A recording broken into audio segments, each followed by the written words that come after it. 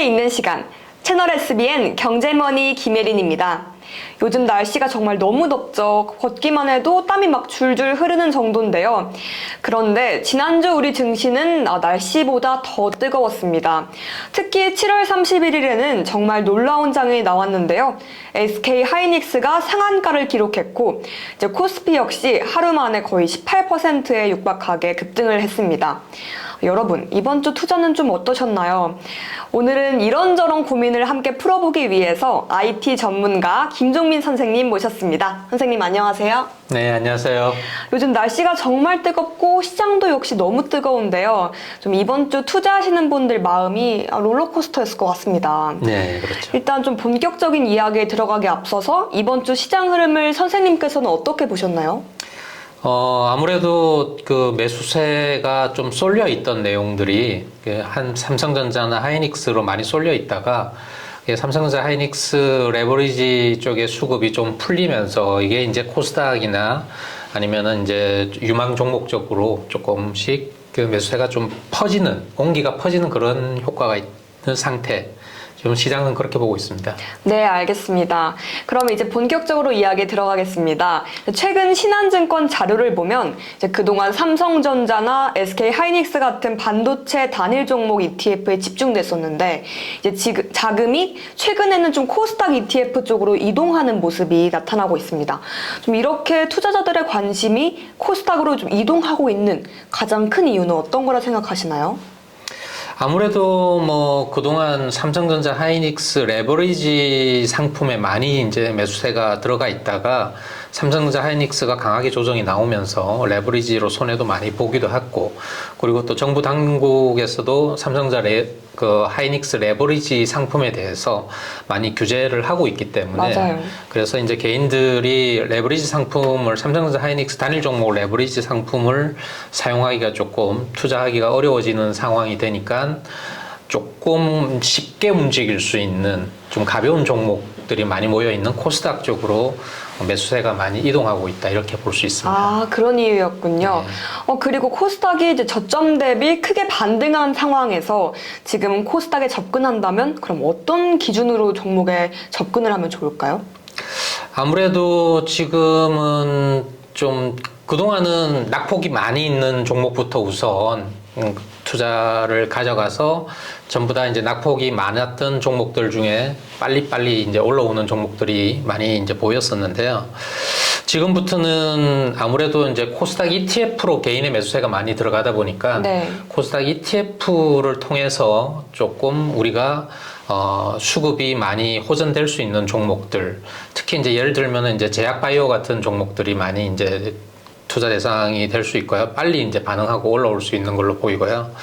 그리고 또 한 가지는 이제 코스닥 ETF들 중에서도 액티브 ETF들, 네. 액티브 ETF들은 이제 아무래도 좀 그 수익률이 좋을 종목으로 조금 더 집중하는 경향이 있기 때문에 액티브 ETF에 들어가 있는 종목들, 중첩되는 종목들 위주로 좀 보고 투자하면은 좋지 않을까, 그렇게 생각합니다. 네, 방금 액티브 ETF 말씀하신 거와 연결해서 또 드리고 싶은 질문이 있는데 이제 코스닥 액티브 ETF로 이제 자금이 유입될 경우에는 제약바이오 업종이 좀 수혜를 받을 가능성도 굉장히 언급이 되고 있는데요. 코스닥 액티브 ETF의 자금 유입이 실제로 바이오 업종에 긍정적인 영향을 줄 수 있는 이유가 뭘까요? 액티브 ETF의 바이오 영향보다는 사실은 코스닥 ETF 자체가 바이오 ETF, 바이오 종목들에 많은 영향을 줄 수가 있습니다. 이제 기존의 코스닥의 ETF 종목들이 보통 그 ETF 전체 자금이 대략 한 11조에서 12조 정도 되거든요. 근데 바이오 종목들에 대한 바이오 ETF들은 한 1.6조 정도밖에 규모가 되지 않습니다. 근데 지금 그 코스닥 150 종목 같은 경우에 보면 ETF들이 대부분 투자하고 있는 코스닥 주요 종목들 중에 바이오 종목들이 한 36%, 한 40% 가까이 바이오 종목들을 차지하고 있기 때문에 코스닥의 ETF의 그 그 매수세가 많이 유입되면은 바이오 쪽이 먼저 이렇게 강하게 올라올 수 있는 그런 발판이 된다고 볼 수 있습니다. 아, 그렇군요. 알겠습니다.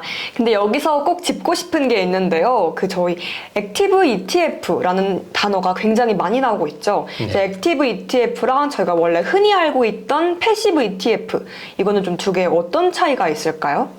예, 우리가 이제 ETF라고 이야기하는 ETF 종목들은 대부분 다 패시브 ETF라고 보시면 될 것 같고요. 액티브 ETF든 이름에 ETF 종목명 이름 안에 액티브 ETF라는 액티브 자가 들어가게 돼 있습니다. 그러면 이제 패시브 ETF하고 액티브 ETF 차이가 어떤 ETF 차이가 있느냐 하면 패시브 ETF인 경우에는 반드시 그 지수 인덱스에 100% 추종하게 돼 있기 때문에 그 지수에 들어가 있는 종목들의 균등하게 그 퍼센테이지에 따라서 지수에서 차지하는 시가총액 퍼센테이지에 따라서 균등하게 투자를 해야 되는 거고요. 자동으로 거기에 따라서 투자가 늘어나게 돼 있는 경우고, 액티브 ETF는 그 투자사나 운용하는 투자사나 아니면은 담당 운용 매니저가 조금 좋은 종목, 조금 시장보다 그 지수보다는 조금 더 좋을 수익률이 좋을 종목들을 골라서 선택할 수 있게 돼 있고, 액티브 ETF는 지수 대비 한 70%만 그 수렴하면 되는 걸로 되어 있거든요. 그렇기 때문에 종목 선정에 있어서 조금 더 종목이라든지 아니면 종목의 비율이라든지 이런 측면에서 조금 더 자유스럽고, 그 시장의 그 지수 대비해서는 조금 더 많은 수익률을 가져갈 수 있다 이렇게 기대를 하는 것이기 때문에 액티브 ETF에 소속돼 있는 포함되어 있는 종목들이 아무래도 담당 매니저가 많이 운영하시는 분들이 공부를 해서 고르는 종목이기 때문에 그 액티브 ETF에 포함되어 있는 종목들로 많이 그 매수세가 몰리는 경향이 또 좀 있습니다. 사람들도 그렇게 많이 보고 있기 때문에. 네.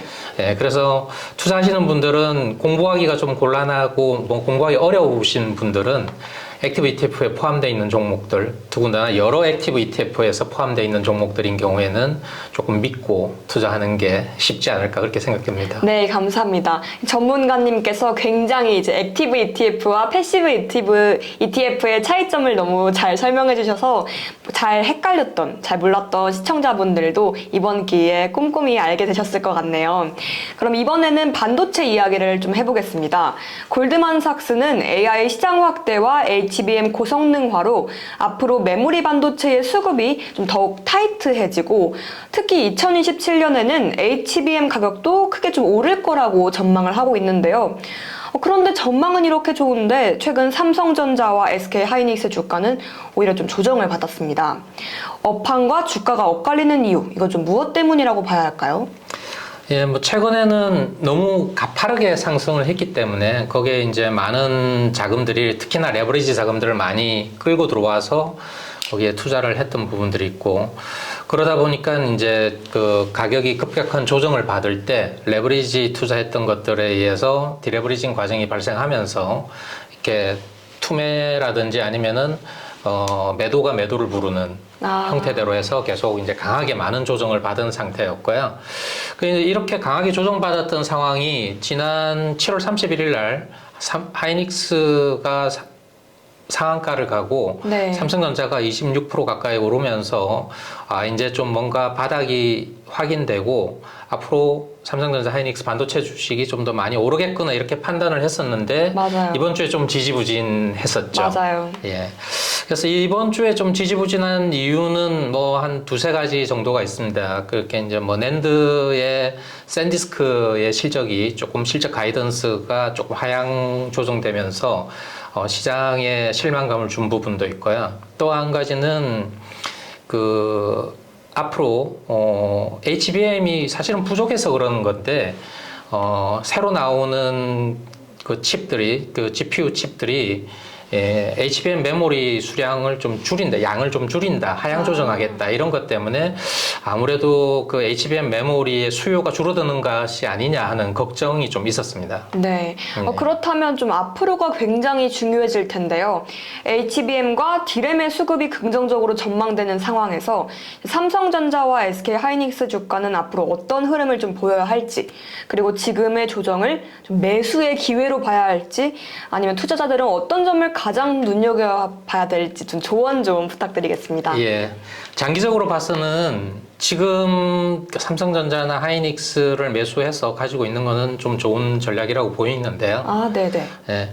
다만 지금은 그 빠르게 급격하게 우리가 예상하는 것만큼 주식 주가가 빠르게 회복이 되지는 못할 걸로 보이고요. 네. 아무래도 지금은 매수세도 좀 어렵고 수급도 강한 수급이 들어오지 않는 상태이기 때문에 삼성전자나 하이닉스가 그렇게 급격하게 오르는 상황은 벌어지지 않을 거라고 생각이 됩니다. 그래서 그거보다는 좀 중장기적으로 보고 지금 실적 자체는 굉장히 좋고 2027년 실적까지도 상당히 좋을 것으로 예측이 되기 때문에 지금은 좀 중장기적으로 보고 삼성전자나 하이닉스 반도체 주식을 좀 매수해서 보유하고 계시면 좋지 않을까 그렇게 생각이 됩니다. 네, 중장기로 잘 갖고 있겠습니다.